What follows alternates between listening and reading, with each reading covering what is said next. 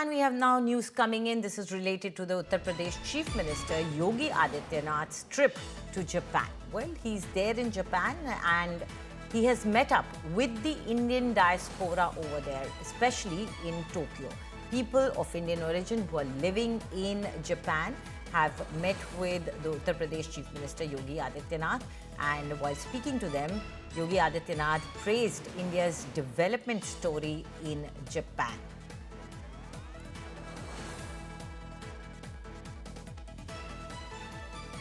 भारत में कभी सेमीकंडक्टर में निवेश होगा,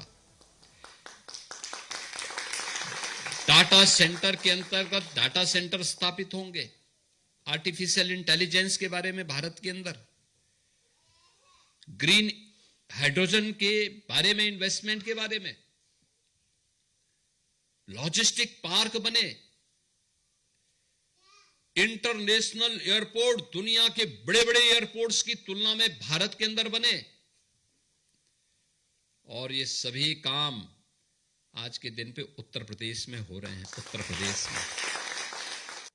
So that was the Uttar Pradesh Chief Minister Yogi Adityanath, who is on a visit to Japan after his Singapore visit. This is primarily focused on bringing in investment from Japan and global investment, as he has visited Singapore as well. And it is an attempt to strengthen ties between Uttar Pradesh and Japan. And joining us now from Tokyo is Manjeet Negi.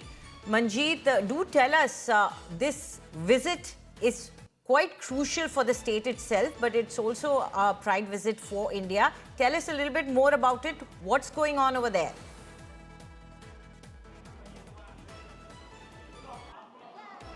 देखिए, Singapore की 2 दिन की यात्रा के बाद योगी आदित्यनाथ का Japan का ये पहला दिन था दौरे का, और आज पूरे दिन सुबह 9 बजे से लेकर इस वक्त 7 यहाँ पर बज रहे हैं। लगातार उन्होंने जो बड़े बिजनेस लीडर हैं जापान के, उनसे बैठकें की हैं, और इस वक्त यहाँ जो भारतीय दूतावास है यहाँ पर बताया गया कि करीब 55,000 के आसपास भारतीय रहते हैं, उनको भी यहाँ पर उन्होंने भी थोड़ी देर पहले संबोधित किया।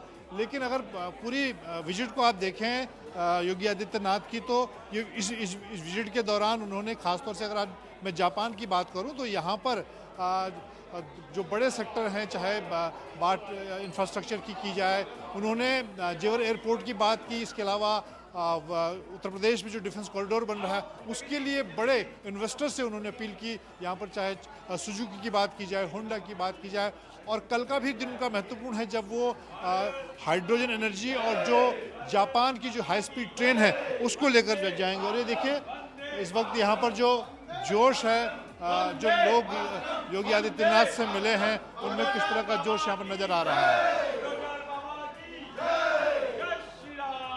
Right. Thank you very much, Manjeet, for bringing us those visuals of the Indian diaspora who is ready to meet up with Yogi Adityanath over there.